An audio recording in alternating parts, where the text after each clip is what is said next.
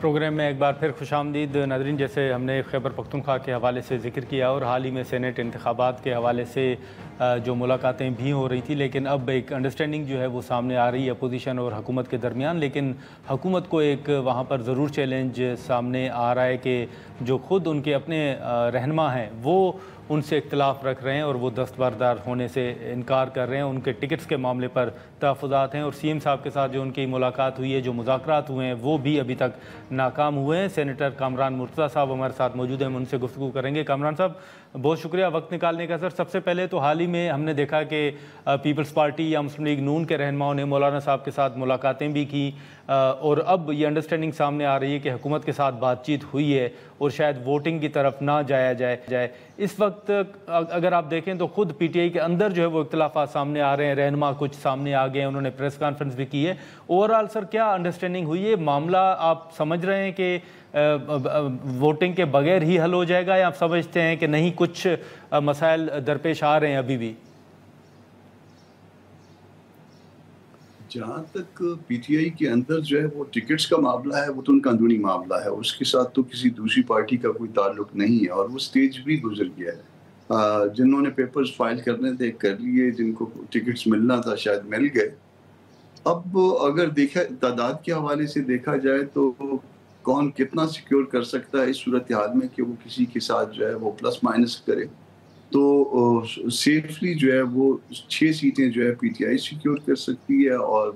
5 سیٹیں جو ہے وہ اس طرف جو اتحاد بنا ہے وہ سیکیور کر سکتے ہیں۔ اب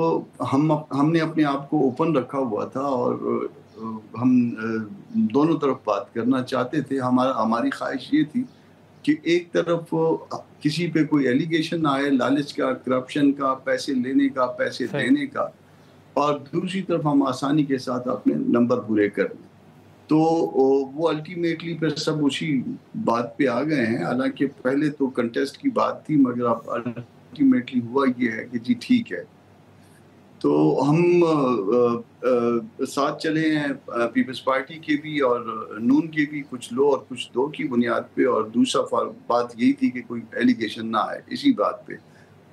آج اس سے پہلے پی ٹی آئی نے کوئی رابطہ نہیں کیا تھا۔ آج دوپہر سے تھوڑا سا پہلے، نماز سے تھوڑا سا پہلے، مجھے پی ٹی آئی کے کسی دوست کا فون آیا کہ جی اگر ہم آپ کے ساتھ مل جاتے، تو میں نے اس کو کہا کہ بھائی یہ تو اب وہ سٹیج گزر گیا، اب تو سب نے جو نا وہ اکٹھے ہو کے وہ کر لیا ہے۔ ہاں اگر یہ بات پہلے ہوتی تو ہماری شاید یہ 2 ہی سیٹیں رہتی، مگر آپ 1 سیٹ اور نکال سکتے تھے۔ اس میں یہ بات ممکن تھی اگر آپ چاہتے، مگر آپ کی طرف سے کوئی رابطہ نہیں ہوا، مگر اب دیر ہو چکی ہے، اب جو بات ہو گئی وہ ہو گئی۔ تو یہ اس میں صورتحال ہے۔ سر یہ رابطہ، یہ جو ناراض رہنما ہیں ان میں سے کسی رہنما کا آپ سے رابطہ ہوا تھا، یا پی ٹی آئی کی طرف سے جو مین لیڈرشپ ہے؟ پی ٹی آئی کی مین لیڈرشپ بہت محترم ہے، نام نہیں بتاؤں گا، مگر میرے لیے محترم ہے، اور مین لیڈرشپ ہے خان صاحب سے نزدیک، شاید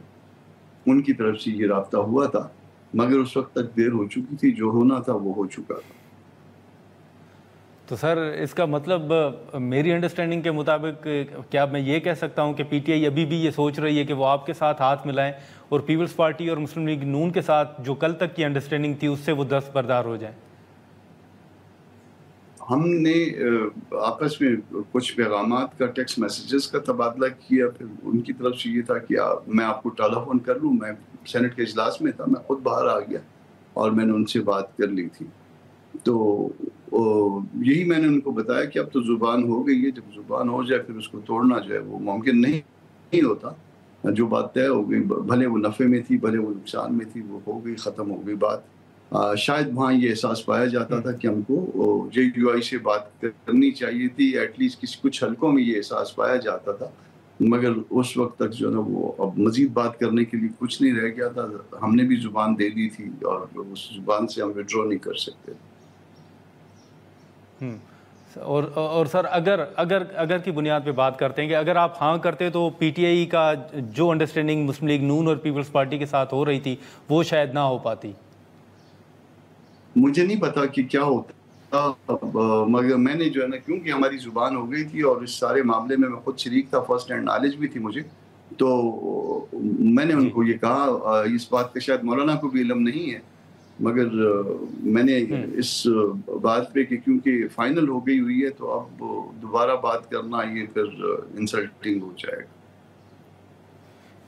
لیکن سر ایک چیز ابھی مختلف چیلنجز کا ذکر بھی ہو رہا ہے. خیبر پختونخوا میں امن امان کی صورتحال ہو, بلوچستان میں امن امان کی صورتحال ہو, اب آل پارٹیز کانفرنس جو ہے وہ بلانے کا فیصلہ بھی سامنے آ رہا ہے خیبر پختونخوا کی طرف سے.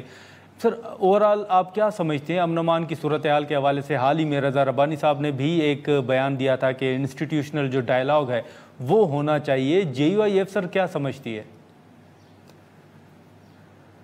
جب تک بات چیت نہیں ہوگی, میں انسٹیٹیوشنل ڈائلاگ کا مطلب ربانی صاحب جو سوچتے ہیں اس میں جو ہے وہ کورٹ کو بھی شریک کرتے ہیں, وہ اسٹیبلشمنٹ کو بھی شریک کرتے ہیں, مگر آپ کورٹ کو بھی اس معاملے میں لے آئیں, یعنی سپیریئر کورٹ, اور اس طرح سے اسٹیبلشمنٹ کو بھی واضح طور پہ گو کہ ان کی مداخلت ہمیشہ رہی ہے اور ہوتی ہے, اور واضح طور پہ لے آئیں, تو یہ میرا خیال ہے کہ یہ ایسی چیز ہو جائے گی کہ جو ماورا دستور ہوگی, اور ہم پھر اس کے بعد جو ہے یہ اس بات کو سنبھال نہیں پائیں گے آئندہ کبھی بھی. تو یہ پارٹیز کے درمیان میں ایک ڈائلاگ پہ بلیو کرتا ہوں, وہ امن امان کی صورتحال ہو یا باقی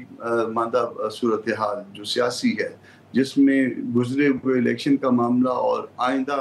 ہونے والے الیکشن کا معاملہ کہ وہ کس طرح فیئر اور فری ہو سکتے ہیں, اور کس طرح سے ہم پاکستان کے معاملات کو دستور کے مطابق لے کے چل سکتے ہیں. سوال یہ ہے کہ اگر ہمارے ہاں جو ہے اصول یہ طے کرنا ہے کہ دستور کے مطابق معاملات کو لے کے چلیں, تو پھر رضا ربانی صاحب جو کہتے ہیں وہ درست نہیں ہوگا, کیونکہ کورٹ بھی اس میں بیٹھے, اسٹیبلشمنٹ بھی اس میں بیٹھے, تو اسٹیبلشمنٹ اور کورٹ جو ہے وہ ان کو کہیں پہ اس حوالے سے دستور ریکگنائز نہیں کرتا. ہم کو چارٹر آف ڈیموکریسی کی طرح کا ایک ایسا معاہدہ سیاسی جماعتوں کے درمیان کرنا ہوگا جو معاملے کو آئندہ دستور کے مطابق کرپشن فری اور ایک سیاسی انداز میں معاملات لے کے آگے چلنے کی جو ہے نا کوئی یقین دہانی ہو, تاکہ ہم پاکستان کو آگے بڑھا سکیں. ناظرین یہاں پر ایک مختصر سا بریک لیتے ہیں اور بریک کے بعد گفتگو کو مزید آگے بڑھاتے ہیں.